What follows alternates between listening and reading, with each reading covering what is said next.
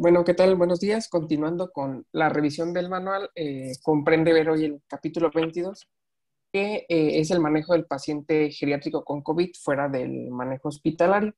Y esto es la experiencia que se tuvo en Italia, cómo se vivió y cuál fue el plan de acción para el manejo de la contingencia. Como introducción, pues sabemos que las personas mayores se vuelven más vulnerables que el resto de la población y ante la enfermedad de COVID-19, pues no hay excepción a ello. Y parte de las complicaciones o lo que los pone más vulnerables es el deterioro cognitivo, la fragilidad y las comorbilidades que ellos padezcan. El aislamiento y la falta de apoyo de los cuidadores es algo fundamental que se ve como parte de romper la cadena de transmisión y también como un recurso insuficiente o como una complicación que este aislamiento puede causar sobre la persona, tanto en la casa como en el hospital. Otro punto importante es que la exclusión digital ha tenido un gran impacto social y acceso a la información, dado que por la edad algunos adultos mayores, pues es difícil el acceso a los medios de comunicación, al manejo de un celular, de un iPad, de una computadora, y esto pues crea cierto rezago, cierta exclusión y los mantiene alejados también pues de sus familiares. Otro punto importante es que se ha observado mayor riesgo de violencia y abuso en las personas mayores durante este periodo de cuarentena o de epidemia y también tienen dificultades aquellos que viven solos, ya que tienen que pues, salir a buscar pues, víveres, medicamentos, entre otras cosas. Parte de lo que se puso en marcha o lo fundamental de este manejo fuera del hospital era pues el respeto a la dignidad y los derechos humanos de los pacientes, sobre todo en el enfoque de protección contra riesgos, su salud mental y algo muy importante que son los cuidados paliativos, que ya se ha estado hablando de ellos, sobre todo pues un poquito más en la sesión general de la semana pasada, que iba un poco dirigido a esto. Y también el aislamiento y la soledad agravan manifestaciones clínicas de COVID, haciendo más difícil su manejo. Entonces, parte de lo que se tratará en esta sesión, se abordarán puntos como estos. Vemos que la enfermedad por COVID-19 pues ha sido una emergencia sanitaria que ha venido a evidenciar las deficiencias de los sistemas de salud, no solo en los países subdesarrollados o en vías de desarrollo, sino también en las potencias mundiales. Hemos observado sobresaturación de centros hospitalarios, por lo cual en Italia y en algunas partes del mundo se han puesto en marcha estos sistemas de atención domiciliarios. Pero pues también al crear un sistema extrahospitalario o pues domiciliario, se ha tratado de proporcionar todos los suministros necesarios, incluidos tecnología, desde oxímetros, telemedicina, monitorización a distancia y servicios también como horas de enfermería, gestión de dispositivos, también incluyendo en esta parte al personal médico, desde médicos generales, pasantes de servicio social, hasta médicos especialistas como geriatras y cardiólogos.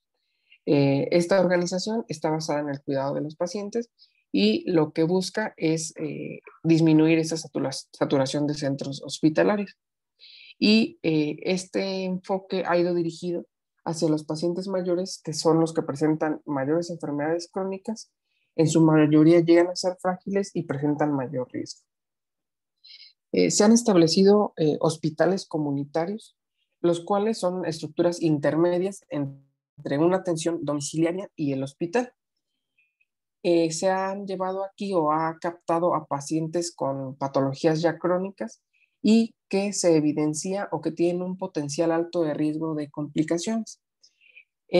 También otros pacientes que se han captado son los provenientes de hospitales, ya como un medio intermedio entre el hospital y su casa para rehabilitación o que por las necesidades que ellos tienen o presentan no pueden ser atendidos en su domicilio. Son instrumentos de integración hospital-territorio y para continuidad asistencial, los cuales están basados o estandarizan o califican al paciente en base a las valoraciones geriátricas. Es allí donde el papel del geriatra pues se torna fundamental, dado que hay que hacer una evaluación minuciosa de cada uno de ellos y pues, catalogarlos de acuerdo a sus comorbilidades y la fragilidad. Generalmente fueron módulos de 15 a 20 camas formados por personal médico, enfermería, terapeutas, entre otros, y su permanencia no fue más de 6 semanas. En el hospital comunitario de Emilia Castelfranco, el personal que se encontró pues eran 2 geriatras, un cardiólogo, enfermeras, fisioterapia y médicos generales. Estos manejaron 18 pacientes, de los cuales la edad promedio era 84 años.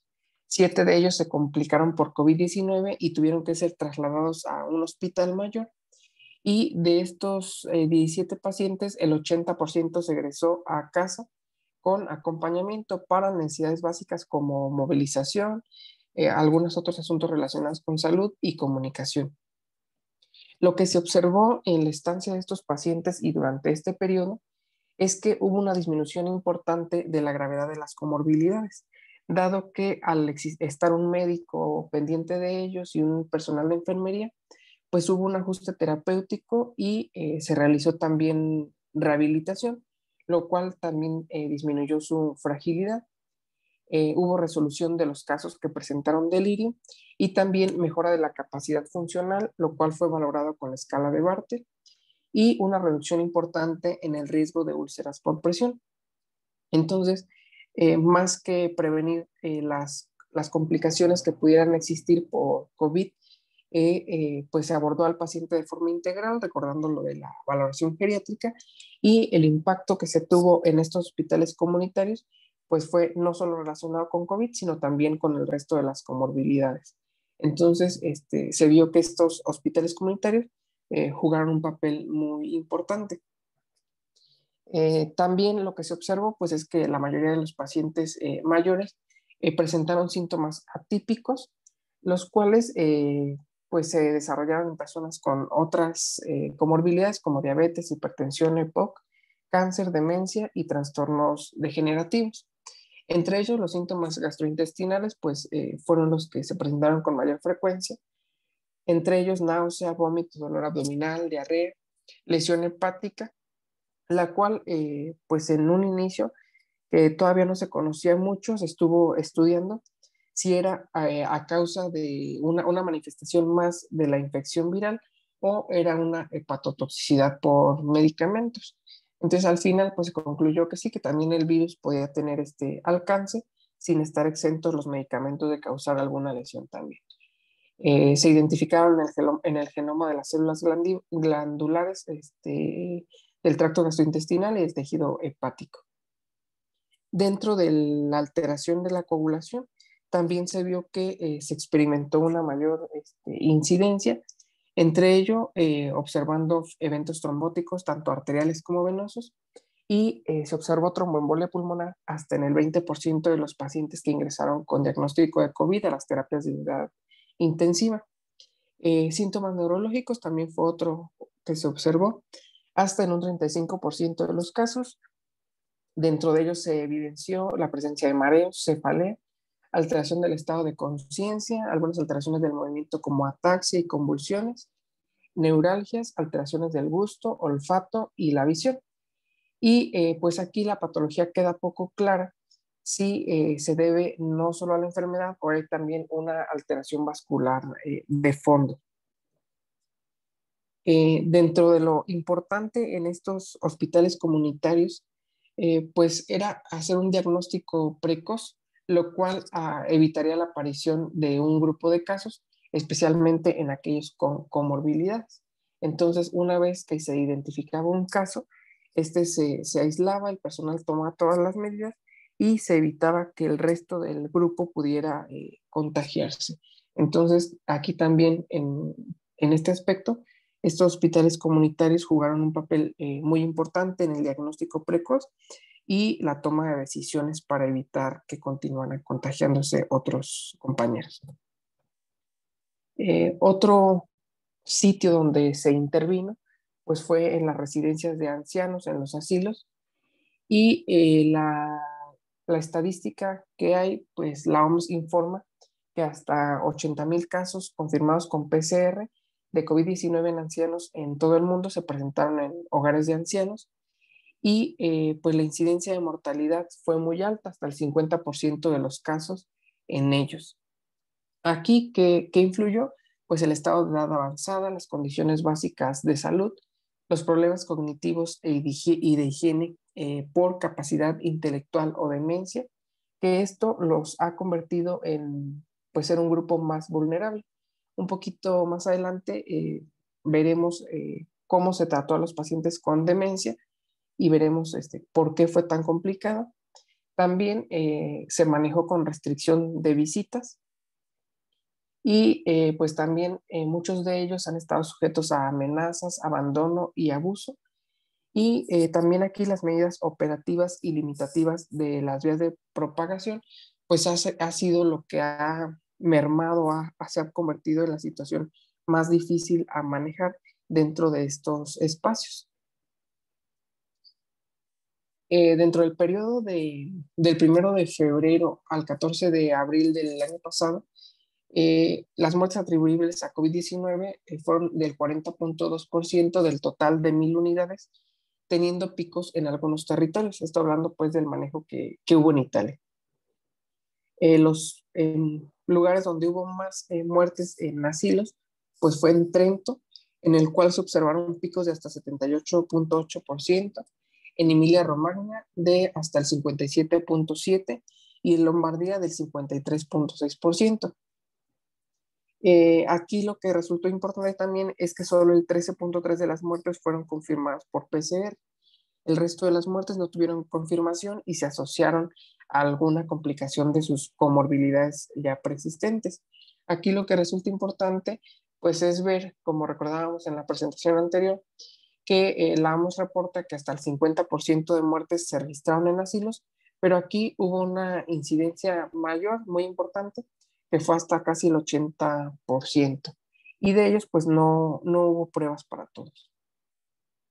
En otro sitio, en la provincia de Moderna, eh, pues había 52 residentes, de los cuales 16 resultaron positivos, pero aquí hubo un seguimiento a 3 meses y pues vamos, en base a este seguimiento, vamos a ver qué fue los problemas que experimentaron y en base a los problemas, qué abordaje o cuál fue su ruta a solucionar el problema. Primero, pues el aislamiento y la cuarentena fue difícil de implementar, dado que pues, los espacios son reducidos y en algunos de ellos el grupo de personas mayores era muy alto. Otro, pues al inicio de la pandemia, poco conocimiento de los procedimientos y también por parte del personal, pues poco conocimiento de qué era lo que se debía hacer y cómo se debía hacer.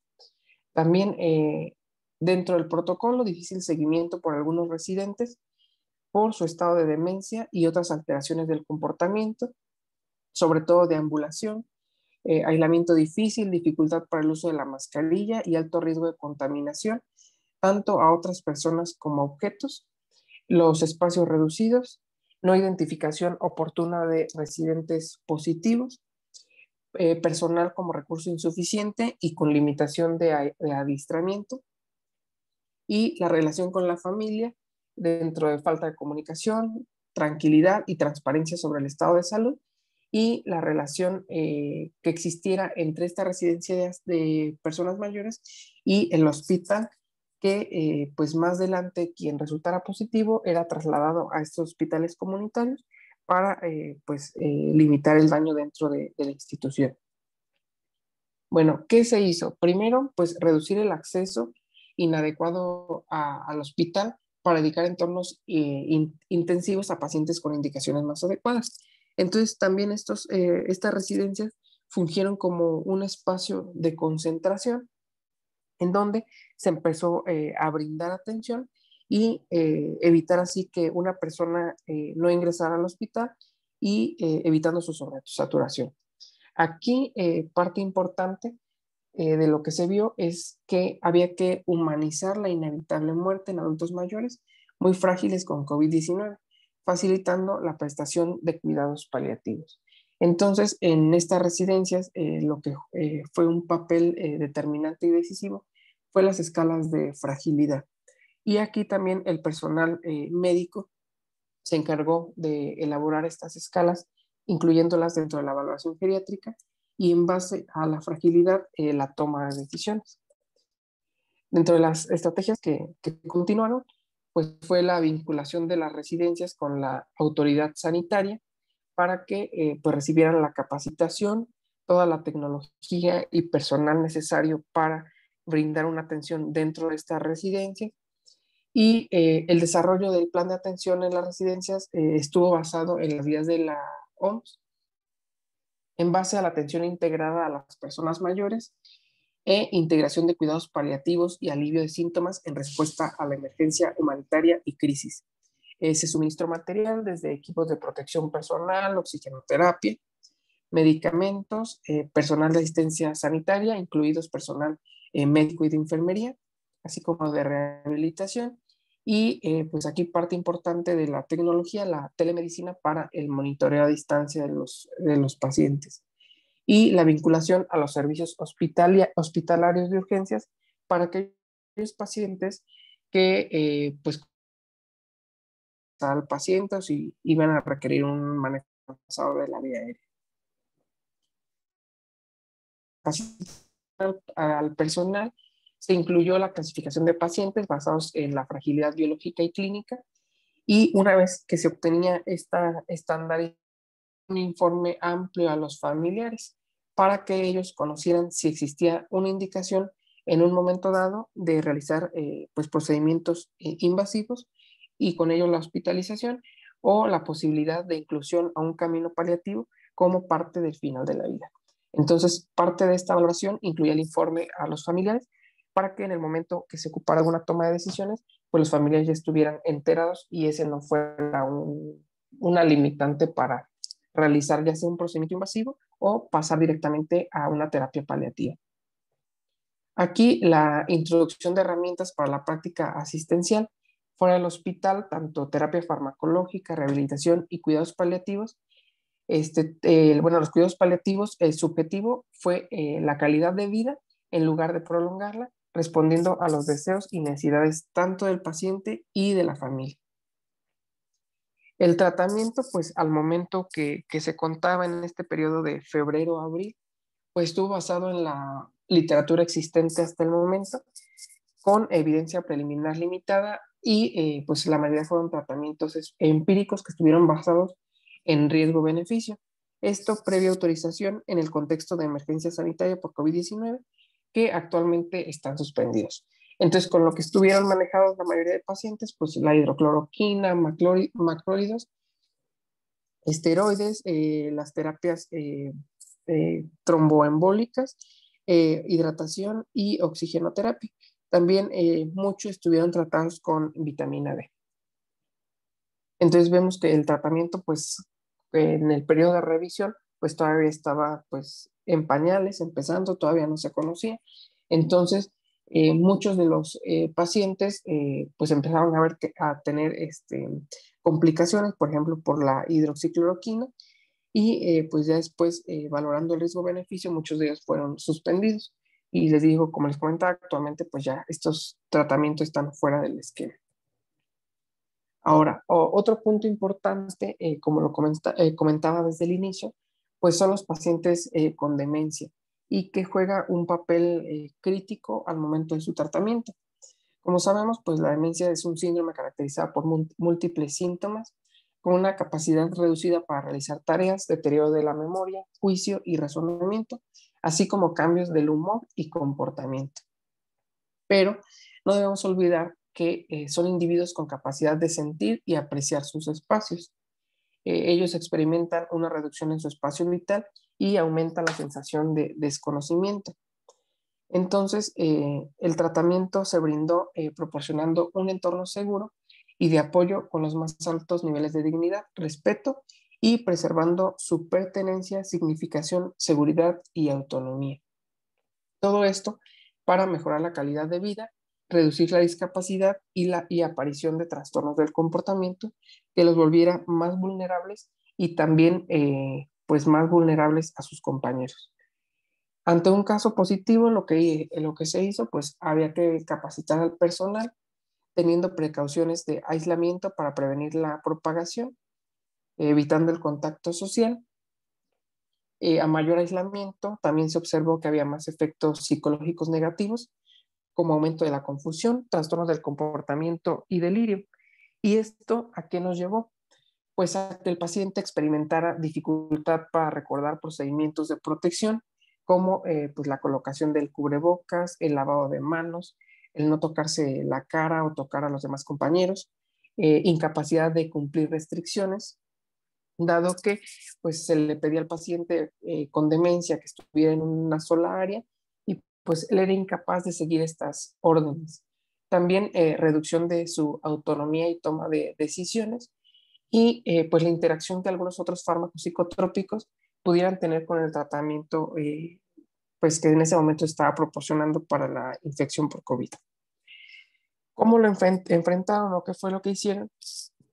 Pues primero, evitar visitas de personal no esencial, como en cualquier otro caso, y contar con el equipo de protección personal, identificando a pacientes asintomáticos para así romper cadenas de contagios y pues parte de la integración o de evitar que el paciente estuviera completamente aislado, se crearon cajas personales. Entonces, aunque todos estaban en una misma área, en una misma sala, cada uno tenía su caja en la cual había pues desde un libro, pues hilo para tejer, algunas cosas para distraerse, pero estas cajas personales pues eran únicamente de cada persona y así se evitaba el contacto de objetos personales de unos con otros. También se crearon espacios de día y de noche para evitar el aislamiento en una sola habitación. Entonces, pues se trataban de reunir en un espacio de día a todos los pacientes positivos o con algunas mismas comorbilidades y por la noche en otro sitio, evitando así pues que estuvieran recluidos en un solo lugar y evitando así las alteraciones psiconeurológicas. También mantener la comunicación con los familiares fue algo muy importante para mantenerlos y evitar alteraciones del comportamiento y se evitaron las medidas de contención, tanto física y sedación, siendo estas como una última herramienta.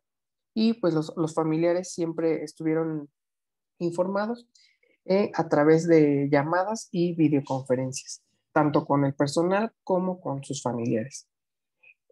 Otra parte importante, pues ya vimos cómo se manejó los hospitales comunitarios, cómo fue el manejo que hubo en las residencias, cómo fue el manejo que hubo en pacientes con demencia, pero ahora, ¿cómo se manejó en sus domicilios?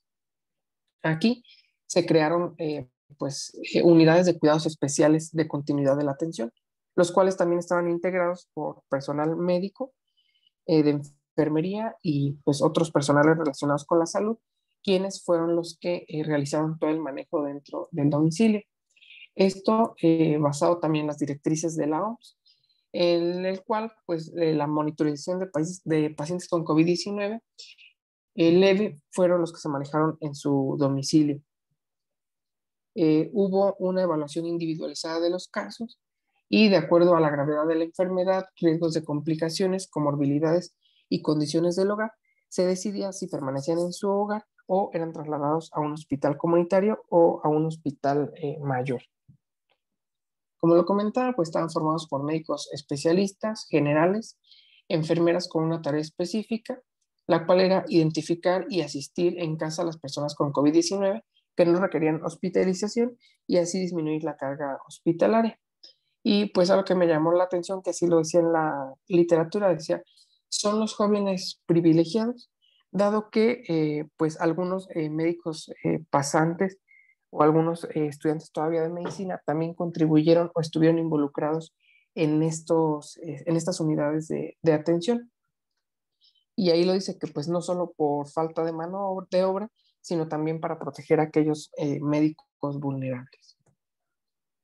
Dentro de las intervenciones que se hicieron, pues fueron múltiples, desde la toma de pruebas, así como la atención ya directa a pacientes con síntomas leves, de los cuales la mayoría experimentó tos y fiebre hasta en un 37.5%, pero la atención se prestó a aquellos que eran mayores de 70 años y o presentaban alguna comorbilidad. Las personas hospitalizadas dadas de alta en recuperación y necesidad de apoyo, es decir, ya después de que fueron hospitalizadas, ya sea por COVID o por cualquier otra cosa, pero que regresaban a su domicilio con necesidad de que estuvieran en vigilancia, también fueron personas que estuvieron atendidas, y aquellos que tuvieron fiebre de 4 días de duración o dificultad respiratoria, incluso si su prueba era pues negativa o no tenían algún resultado previo. Como conclusiones, pues el objetivo primordial de este manejo domiciliario fue evitar el colapso de las instituciones hospitalarias. Fue la primera directriz o por lo cual se planteó hacer esto. Basado en la identificación de grupos vulnerables y con una atención oportuna para romper cadenas de contagio. Hubo necesidad de implementación de plan de atención domiciliaria con personal capacitado, insumos y vinculación hospitalaria en caso de ser necesario. Todo esto pues tuvo un fundamento en las guías de la OMS con pues lo principal, respetar la dignidad y el respeto de los derechos humanos, pero pues como todo hubo sus limitantes, inicialmente que el personal no estaba capacitado, pero pues se capacitó al personal y se proporcionó pues todo lo necesario, todos los insumos, y pues como les comentaba, pues este es en un panorama ideal, o es cómo se manejó en un primer mundo como fue en Italia, pero nosotros como país pues estamos lejos de lograr estos objetivos, dado que figuramos pues en uno de los países con mayor tasas de contagio, con mayor mortalidad, estamos en el cuarto lugar, y pues un país en donde pues se vio que los sistemas de salud están pues, carentes tanto de personal como de insumos. Vemos que la infraestructura pues no es adecuada, no hay personal ni hay equipamiento. También una falta de tamizaje, identificación oportuna de los casos. Hay malas redes de apoyos. En estas malas redes de apoyo pues vemos que pues han resultado sobre todo asilos, conventos, en donde pues no hay personal o las personas que allí residen no tienen los medios pues ni para subsistir ni para comprar artículos de primera necesidad, en donde hemos visto pues que hay muerte hasta del 50% de sus residentes. Parte importante también pues el descontrol de las enfermedades ya existentes, personas que se encuentran en abandono, y todo esto ha conllevado a altas tasas de mortalidad y complicaciones. En esta gráfica que encontré, es viejita, pero pues no hay pues mayor estadística en el país. El corte es del 17 de junio al 7 de julio del 2020, en donde vemos las tasas de letalidad por grupos de edad, en donde vemos que pues los adultos mayores ha tenido una incidencia importante desde los 60 a los 69 años, aumentando en aquellos que tienen a 90 y más años. Todo esto por las comorbilidades y por algunas características muy particulares como la intubación que ya se ha mencionado en los días previos, que los ponen como un factor de riesgo y vulnerabilidad. Les digo, pues no hay evidencia o epidemiología como tal, pero pues algunos reportes de periódicos, por ejemplo dice, reportan 258 casos y 24 muertes por COVID-19 en asilos de ancianos. A nivel mundial, como veíamos el reporte de la OMS, pues veíamos que era el 50% de las muertes en las residencias, pero aquí lo pone como un 68% de la población mayores de 60 años. Y pues también vemos que lo que juega un papel importante pues son las comorbilidades como la hipertensión, la diabetes, la obesidad y el tabaquismo. Otra noticia, pues dice, brote fatal de COVID-19 en albergue de ancianos en Jalisco, dejó 13 muertos y múltiples contagios. Y pues sería todo por mi parte, no sé si alguien tenga alguna duda o algún comentario.